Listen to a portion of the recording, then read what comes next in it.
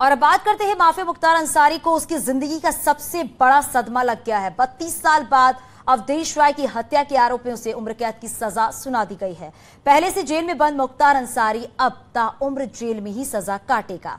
Video conferencing के जरिए वाराणसी के एमपीएमएलए कोर्ट में उसकी पेशी हुई। वो जज से सजा कम करने की गुहार लगाता रहा, गिड़गिड़ाता रहा, लेकिन कानून के सामने उसकी एक भी दलील नहीं चल पाई। मुख्तार को सजा के बाद अवधेश राय के परिवार ने राहत की सांस ली, क्योंकि कानूनी जंग में इंसाफ के लिए 32 साल का लंबा वक्त गुजर गया था।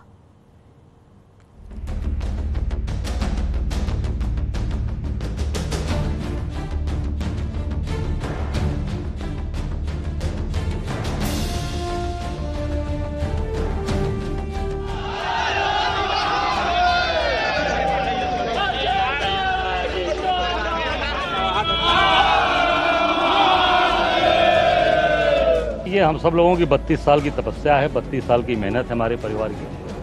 आखिरकार 32 साल का इंतजार खत्म हुआ और माफिया मुख्तार अंसारी को उसके गुनाहों की एक और सजा मिल गई।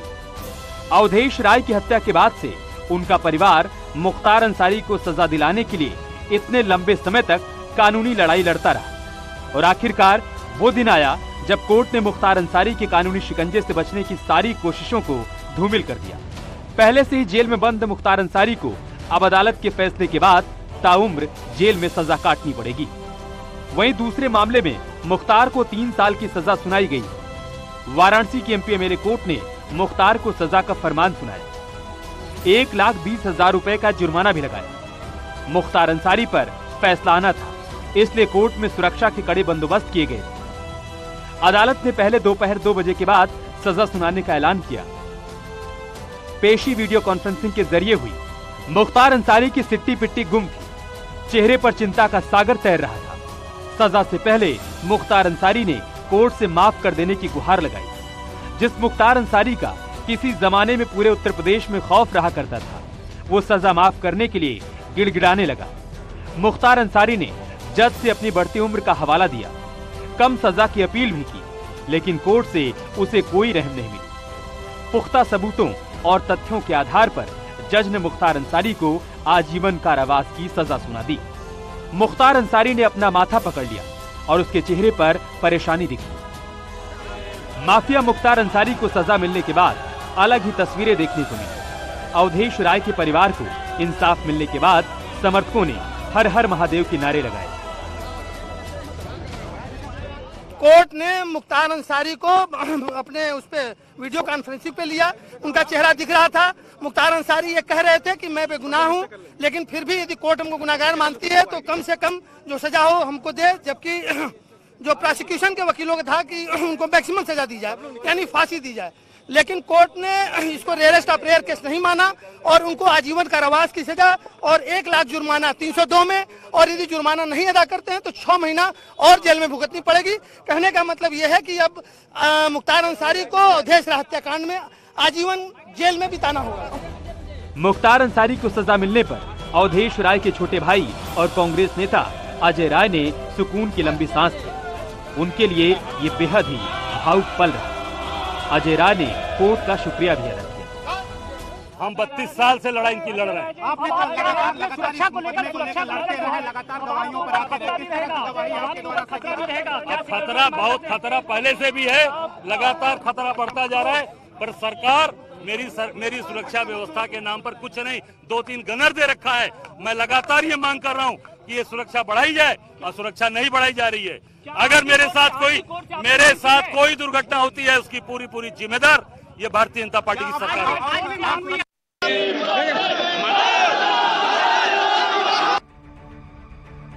यूपी के डिप्टी सीएम केशव प्रसाद मौर्य ने अदालत के फैसले का स्वागत किया। चाहे मुख्तार अंसारी हों, चाहे प्रदेश के अन्य कोई खूंखार अपराधी हों, प्रभावी पैरवी का परिणाम है कि आज कानून की ताकत क्या हो रही है, इसका अपराधियों को एहसास हो रहा है। और पूर्ववर्ती सरकारें, समाजवादी पार्टी की सरकार थी, तो मुख्तार अंसारी जैसे अपराधियों को सरकार के माध्यम से संरक्षण प्राप्त होता था। साल 1991 में 3 अगस्त का वो दिन था जब दिन दहाड़े कार से बदमाश उतरे और कांग्रेस नेता अवधेश राय पर दनादन फायरिंग कर दी। वारदात वाराणसी शहर के चेतगंज थाना क्षेत्र के लहुराबीर इलाके में हुई थी। अवधेश राय की हत्या के वक्त उनके छोटे भाई अजय राय भी वहां पर मौजूद थे और उन्हीं की आंखों के सामने उनके भाई को मौत के घाट उतार दिया गया था। वो दिन था और 32 साल बाद आज का दिन। अजय राय एक पल भी चैन से नहीं रह पाए थे। उनकी माफिया मुख्तार अंसारी को सजा दिलाने की कसम आज पूरी हुई। अजय राय ने मुख्तार अंसारी, पूर्व विधायक अब्दुल कलाम, कमलेश सिंह, राकेश और भीम सिंह सहित दूसरे लोगों के खिलाफ केस दर्ज कराया था। अब्दुल कलाम और कमलेश सिंह की मौत हो चुकी है। यूपी में गैंगस्टर और माफियाओं के अब दिन लद गए हैं, क्योंकि कानूनी शिकंजे में कसने के बाद बचना मुश्किल हो गया है। अतीक अहमद भी बुरी तरह कानून के जाल में फंस गया था, हालांकि बाद में उसकी हत्या हो गई। माफिया मुख्तार अंसारी को सजा मिलने के बाद एक बार फिर यह बात साबित हो गई है कि गैंगस्टर और माफियाओं को कानून किसी भी सूरत में बख्शेगा। योगी सरकार ने केस को अंजाम तक पहुंचाया, ये रिपोर्ट देखिए।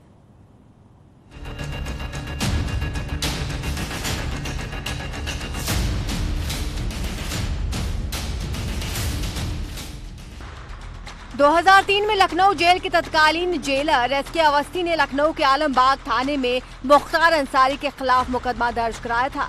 मुकदमे में जेलर ने आरोप लगाया था कि जेल में मुख्तार अंसारी से मिलने आए लोगों की तलाशी लेने का आदेश देने पर उन्हें जान से मारने की धमकी दी गई थी। दरअसल मुख्तार के कुछ साथी मुख्तार से मिलने जेल पहुंचे थे। जेलर एसके अवस्थी ने मुख्तार के साथियों की तलाशी लेने के आदेश दिए, लेकिन इस बात पर मुख्तार भड़क गया।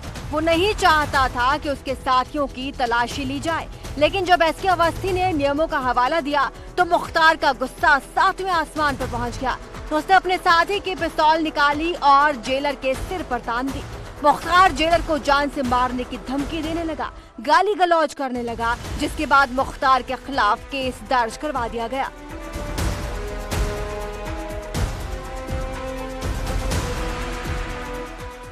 तेईस अप्रैल 2003 में आलमबाग में दर्ज हुए मुकदमे में 2 महीने बाद ही 28 जून 2003 को आरोप तय हो गए। जेलर एसके अवस्थी का कोर्ट में पेशी भी हुई। उस दौरान एसके अवस्थी की उम्र करीब 61 वर्ष थी। इसके बाद करीब 10 साल तक उन्हें एक बार भी कोर्ट में नहीं बुलाया गया। 25 फरवरी 2014 को मुख्तार की एप्लीकेशन पर एसके अवस्थी को जिरह के लिए बुलाया गया। 10 साल बाद वो अपने बयान से पलट गए। इस बयान के चलते 23 दिसंबर 2020 को ट्रायल कोर्ट ने मुख्तार को दोषमुक्त करार दिया। लेकिन योगी सरकार ने मामले को गंभीरता से लेते हुए हर कानूनी बारीकी का ध्यान रखा और फिर से कार्रवाई तेज की। कोर्ट में हर कमजोर पहलू को देखा गया और सरकार ने मुख्तार के खिलाफ हाई कोर्ट में अपील की।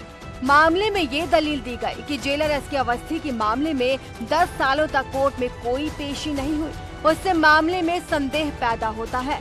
कोर्ट ने योगी सरकार के तर्क को माना और फिर से हर पहलू की बारीकी से जांच की गई और आखिरकार मुख्तार को 7 साल कैद की सजा सुना दी। ये मामला कई मायनों में बेहद अहम है। मुख्तार को सजा होने से ये बात साफ हो गई कि अगर सरकार की इच्छा शक्ति हो तो बड़े से बड़ा माफिया भी बचकर नहीं निकल सकता। योगी आदित्यनाथ के इस सरकार में जो 19 केसेज इसके ऊपर चल रहे हैं, उन सब में इसको सजाएं होगी, क्योंकि वो जमाना खत्म हो गया जब मुख्तार अंसारी गवाहों को धमका करके उनकी हत्याएं करा करके केसेस को छुड़वा लेता था। योगी आदित्यनाथ को बहुत बहुत बधाई। मामले की एफआईआर 28 अप्रैल 2003 को तत्कालीन जेलर एसके अवस्थी ने आलमबाग कोतवाली में दर्ज करवाई। तब से 19 साल हो गए। गवाहों को डराने की भी शिकायत मिलती रही, सबूतों से छेड़छाड़ की भी शिकायत मिलती रही। इसी मामले से एमपीएमएलए कोर्ट ने मुख्तार अंसारी को बरी भी कर दिया, लेकिन एमपीएमएलए कोर्ट के फैसले के खिलाफ योगी सरकार ने हाई कोर्ट में अपील की और हाई कोर्ट ने मुख्तार को सुना दी 7 साल की सजा। जेलर के साथ गाली गलौज, सरकारी सेवक से अभद्रता और रिवॉल्वर तानकर जान से मारने की धमकी देने में मुख्तार को सुना दी गई 7 साल की सजा।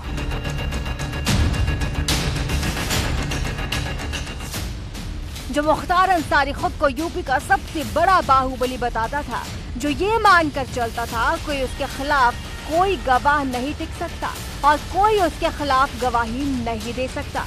इस सजा ने मुख्तार के इस घमंड को चूर चूर कर दिया। एक बार फिर ये बात साबित हो गई कि योगी राज में माफिया की खैर नहीं और कोई भी कानून की आंखों में धूल नहीं झोंक सकता। ऋषभ मणि त्रिपाठी, न्यूज़ 18 लखनऊ। मुख्तार पर एक के बाद एक बेहद गंभीर मामलों में मुकदमा दर्ज होते रहे हैं, लेकिन मुख्तार हर बार बच निकलता। लेकिन योगी सरकार ने माफियाओं के खिलाफ ऐसा चक्रव्यूह रचा कि उसमें फंसकर मुख्तार के मायाजाल का हो गया खात्मा।